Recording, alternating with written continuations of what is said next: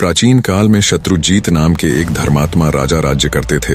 उनकी राजधानी गोमती के तट पर थी। राजा का एक बड़ा बुद्धिमान, पराक्रमी और सुंदर पुत्र भी था जिसका नाम ऋतुध्वज था। एक दिन नैमिषारण्य से गालव मुनि राजा शत्रुजीत के दरबार में पधारे। उनके साथ एक बहुत ही सुंदर दिव्य अश्व भी था। उन्होंने राजा से कहा, महाराज, हम आपके राज्य में रहकर तपस्या, यज्ञ तथा भगवान का भजन करते हैं, किंतु एक दैत्य कुछ काल से हमारे इस पवित्र कार्य में बड़ी बाधा डाल रहा है। यद्यपि हम उसे अपनी क्रोध अग्नि से भस्म कर सकते हैं, तथापि ऐसा करना नहीं चाहते, क्योंकि प्रजा की रक्षा करना और दुष्टों को दंड देना यह राजा का कार्य है। पर फिर भी एक दिन उसके उपद्रव से पीड़ित होकर हमने उसे रोकने का विचार बना लिया था। उसी समय यह दिव्य अश्व आकाश से नीचे उतरा और आकाशवाणी हुई, मुने, यह अश्व बिना किसी रुकावट के समस्त पृथ्वी की परिक्रमा कर सकता है। आकाश, पाताल, पर्वत, समुद्र सब जगह आसानी से जा सकता है, इसलिए इसका नाम कुवलय है। भगवान सूर्य ने यह अश्व आपको समर्पित किया है। आप इसे ले जाकर राजा शत्रुजीत के पुत्र राजकुमार ऋतुध्वज को दे दें। वे ही इस पर आरूढ़ होकर उस दैत्य का वध करेंगे जो सदा आपको कष्ट दिया करता है। इस अश्वरत्न को पाकर इसी के नाम से ही राजकुमार की प्रसिद्धि होगी और वे कुवलयाश्व कहलाएंगे। इस आकाशवाणी को सुनकर हम आपके पास आए हैं। हे राजन, आप राजकुमार ऋतुध्वज को राक्षस नाश और धर्म की रक्षा के लिए मेरे साथ आने की आज्ञा दीजिए। गालव मुनि के यों कहने पर राजा शत्रुजीत ने बड़ी प्रसन्नता के साथ एक सैन्य टुकड़ी देकर राजकुमार ऋतुध्वज को मुनियों की रक्षा के लिए भेज दिया। महर्षि के आश्रम पहुंचकर वे सब ओर से उसकी रक्षा करने लगे। एक दिन वह मदोन्मत्त दानव शूकर का रूप धारण करके वहां आया। राजकुमार ऋतुध्वज उसको देखते ही शीघ्र घोड़े पर सवार हो उसके पीछे दौड़ पड़े और अर्धचंद्राकार बाण से उस पर प्रहार किया। बाण से आहत होकर वह शूकराकार दैत्य प्राण बचाने के लिए भागा और वृक्षों तथा पर्वत से घिरी हुई घनी झाड़ी में घुस गया, पर राजकुमार के अश्व ने उसका पीछा न छोड़ा। दैत्य भागता हुआ सहस्रों योजन दूर निकल गया और एक स्थान पर बिल के आकार में दिखाई देने वाली अंधेरी गुफा में कूद पड़ा। अश्वारोही राजकुमार भी उसके पीछे उसी गड्ढे में कूद पड़े। राजकुमार ऋतुध्वज जब अंदर गया तो उसे वहां शुक्राकार कहीं भी दिखाई नहीं दिया, बल्कि दिव्य प्रकाश से परिपूर्ण पाताल लोक का दर्शन हुआ। दरअसल दैत्य शुक्राकार जिसमें गया था वो कोई गुफा नहीं, बल्कि पाताल लोक का द्वार था। राजकुमार ने देखा, सामने ही इंद्रपुरी के समान एक सुंदर नगर था, जिसमें सैकड़ों सोने के महल शोभा पा रहे थे। ऋतुध्वज ने भी उत्सुकतावश उसमें प्रवेश किया, किंतु वहां उन्हें कोई मनुष्य नहीं दिखाई दिया। जिज्ञासावश वे नगर में घूमने लगे। घूमते घूमते अचानक उन्हें एक स्त्री नजर आई जो बड़ी जल्दबाजी में कहीं चली जा रही थी। राजकुमार ने उससे कुछ पूछना चाहा, किंतु वह आगे बढ़कर चुपचाप एक महल की सीढ़ियों पर चढ़ गई। ऋतुध्वज ने भी घोड़े को एक जगह बांध दिया और जिज्ञासावश उसी स्त्री के पीछे पीछे महल में प्रवेश किया। भीतर जाकर देखा तो सोने के बने हुए एक विशाल पलंग पर एक अति सुंदर कन्या बैठी है, जो अपने सौंदर्य से रति को भी लज्जा रही है। दोनों ने एक दूसरे को देखा और दोनों का मन परस्पर आकर्षित हो गया। राजकुमार को देखते देखते अचानक कन्या मूर्छित हो गई। तब पहली स्त्री जिसका पीछा करते हुए राजकुमार इस महल में घुसे थे आई और पंखा लेकर उसे हवा करने लगी। जब वह कुछ होश में आई तो राजकुमार ने उसकी मूर्छा का कारण पूछा, पर लज्जावश वो कुछ भी न बोली और सखी के कान में कुछ फुसफुसाई। राजकुमार की तरफ देखते हुए उसकी सखी ने बोलना प्रारंभ किया, प्रभु, देवलोक में गंधर्वराज विश्वावसु सर्वत्र विख्यात हैं। यह सुंदरी उन्हीं की कन्या मदालसा है। एक दिन जब यह अपने पिता के बाग में घूम रही थी, तभी पाताल केतु नामक दानव ने अपनी माया फैलाकर इसे हर लिया और इसे यहाँ पाताल में ले आया। पाताल केतु का निवास स्थान यहाँ से थोड़ी ही दूर है। पाताल केतु ने कहा है, मदालसा अगर राजी हो उसकी बात मानती है तो ठीक, वरना आगामी त्रयोदशी को वह इसके साथ जबरदस्ती विवाह करेगा। पर मेरी सखी उस राक्षस के साथ विवाह करने से पहले मरना पसंद करेगी। कुछ दिन पहले ही की बात है, जब मदालसा ने आत्महत्या का प्रयत्न किया था। उसी समय कामधेनु ने प्रकट होकर कहा, बेटी, वह नीच दानव तुम्हें नहीं पा सकता। मृत्युलोक यानी पृथ्वी लोक में जाने पर उसे जो अपने बाणों से बींध डालेगा वही तुम्हारा पति होगा। इतना कह वो अंतर ध्यान हो गई। फिर अपना परिचय देते हुए उस स्त्री ने कहा, मेरा नाम कुंडला है, मैं मदालसा की सखी, विंध्यवान की पुत्री और बौर पुष्करमाली की पत्नी हूँ। मेरे पति देवासुर संग्राम में शुंभ के हाथों मारे गए, तब से मैं तपस्या का जीवन व्यतीत कर रही हूँ। सखी के स्नेहवश यहाँ इसे धीरज बंधाने आ गई। सुना है मर्त्यलोक के किसी वीर ने पाताल केतु को अपने बाणों का निशाना बनाया है। मैं उसी का पता लगाने गई थी। बात सही निकली, पर आपको देखकर मेरी सखी के हृदय में प्रेम का संचार हो गया है। किंतु माता सुरभि के कथन अनुसार इसका विवाह उस वीर के साथ होगा जिसने पाताल केतु को घायल किया है। यही सोचकर दुख के मारे यह मूर्छित हो गई थी। जिससे प्रेम हो उसी के साथ विवाह होने पर जीवन सुखमय बीतता है। इसका प्रेम तो आपसे हुआ और विवाह दूसरे से होगा, यही इसकी चिंता का कारण है। अब आप अपना परिचय दीजिए, कौन हैं और कहां से आए हैं? राजकुमार ने अपना यथावत परिचय दिया तथा उस दानव को बाण मारने और पाताल में पहुंचने की सारी कथा विस्तार पूर्वक कह सुनाई। सब बातें सुनकर मदालसा की प्रसन्नता का कोई ठिकाना नहीं रहा। जिस पुरुष को वो अपना दिल दे बैठी थी उसी से उसकी शादी होगी, ये बात उसके लिए आश्चर्य के साथ साथ बहुत खुशी देने वाली भी थी। उसने लज्जित होकर सखी की ओर देखा किंतु कुछ बोल न सकी। कुंडला ने उसका मनोभाव जानकर कहा, वीरवर, आपकी बात सत्य है। मेरी सखी का हृदय किसी अयोग्य पुरुष की ओर आसक्त हो जाए, ऐसा हो ही नहीं सकता। कमनीय कांति चंद्रमा में और प्रचंड प्रभा सूर्य में ही मिलती है। आपके ही लिए गोमाता सुरभि ने संकेत किया था। आपने ही दानव पाताल केतु को घायल किया है।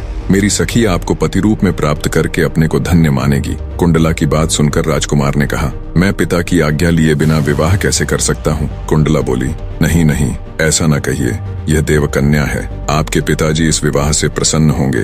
अब उनसे पूछने और आज्ञा लेने का समय नहीं रह गया है। आप विधाता की प्रेरणा से ही यहाँ आ पहुँचे हैं, अतः यह संबंध स्वीकार कीजिए। राजकुमार ने तथास्तु कहकर उसकी बात मान ली। कुंडला ने अपने कुलगुरु तुम्बुरु का स्मरण किया। वे समिधा और कुशा लिए तत्काल वहां आ पहुंचे।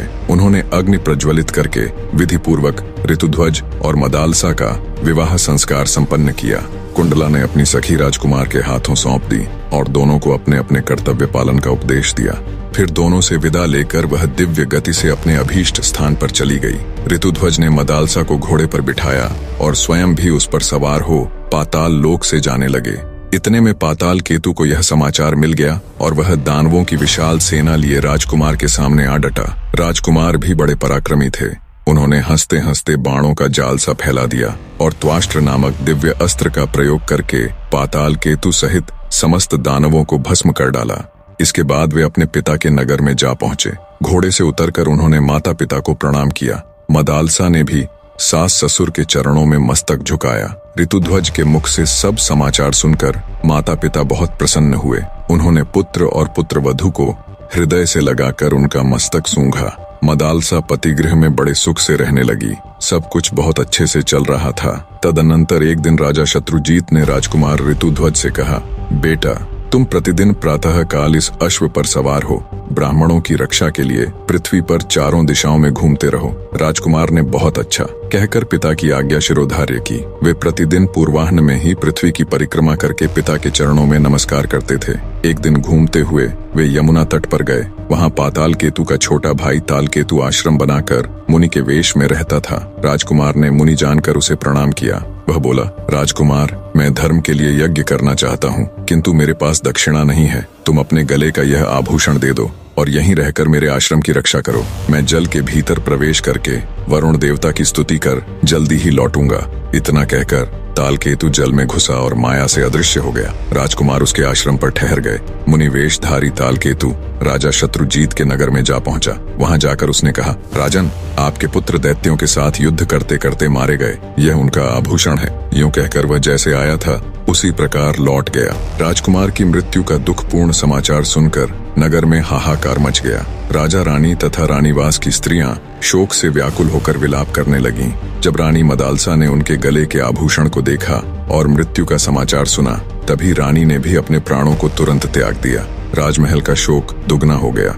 राजा शत्रुजीत ने किसी प्रकार धैर्य धारण किया और रानी तथा नगर के अन्य लोगों को भी समझा बुझाकर शांत कराकर रानी मदालसा का दाह संस्कार किया। उधर ताल केतु यमुना जल से निकलकर राजकुमार के पास गया और कृतज्ञता प्रकट करते हुए उसने उनको घर जाने की आज्ञा दे दी। राजकुमार ने तुरंत अपने नगर में पहुंचकर पिता माता को प्रणाम किया।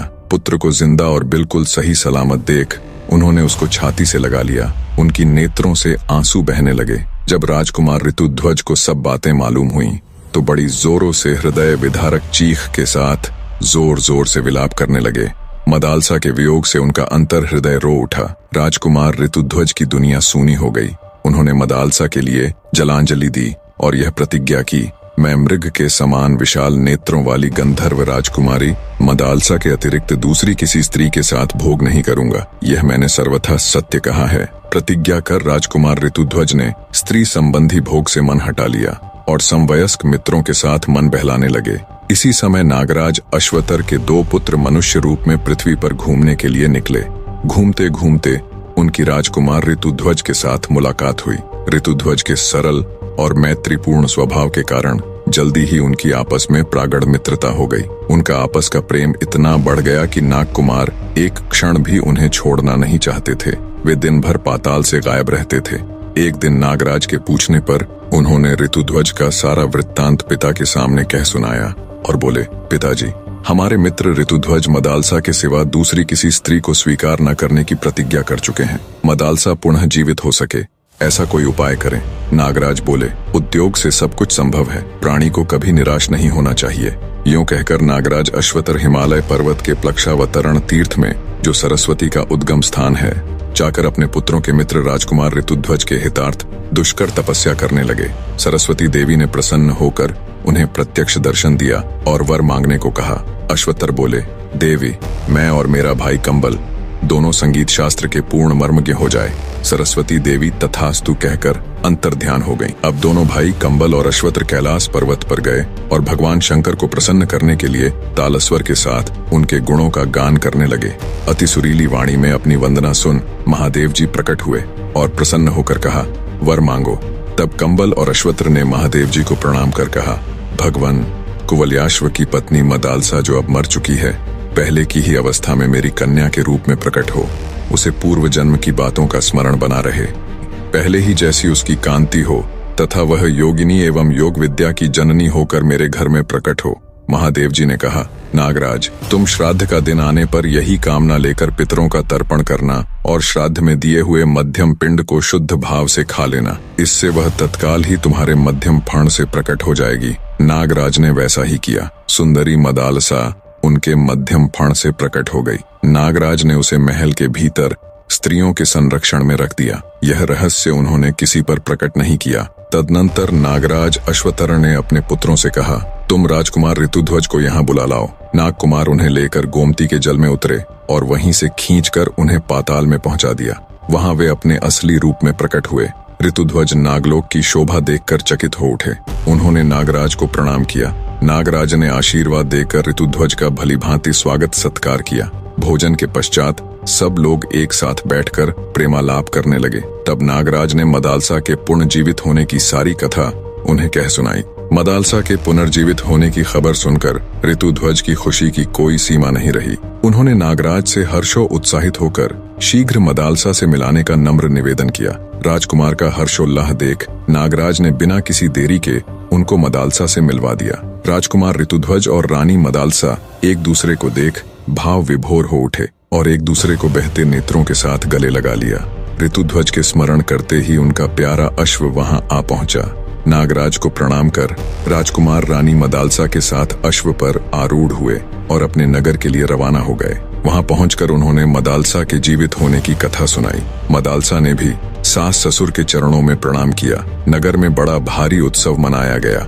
मार्कंडेय पुराण के अनुसार रानी मदालसा के 4 पुत्र हुए। महासती मदालसा ने अपने पुत्रों का उद्धार करके स्वयं भी पति के साथ परमात्मा चिंतन में मन लगाया और थोड़े ही समय में मोक्ष स्वरूप परम पद प्राप्त कर लिया। मदालसा अब इस लोक में नहीं है, किंतु उसका नाम सदा के लिए अमर हो गया।